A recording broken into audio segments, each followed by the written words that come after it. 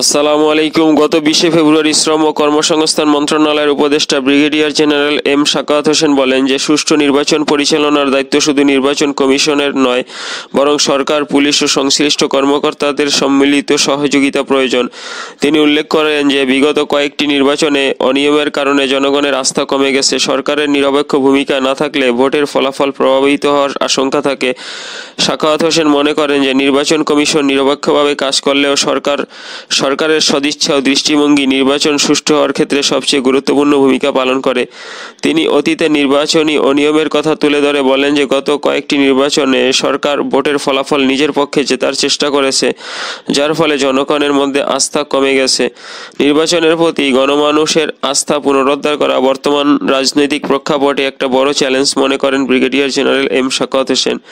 গত এক দশকে নির্বাচনী অনিয়মের কারণে জনগণের মধ্যে যে আস্থার সংকট তৈরি হয়েছে তা এখনো কাটিয়ে ওঠা সম্ভব হয়নি। তিনি নির্বাচন কমিশনের দায়িত্বের গুরুত্ব তুলে ধরে বলেন, এটা কোনো আমলাতান্ত্রিক দায়িত্ব নয়, এটা কঠিন দায়িত্ব। অর্থাৎ নির্বাচন পরিচালনা কেবল নিয়মতান্ত্রিক বা প্রশাসনিক কাজ নয়, বরং এটি নিরপেক্ষতা, সততা ও কঠোর দায়িত্বশীলতার ব্যাপার।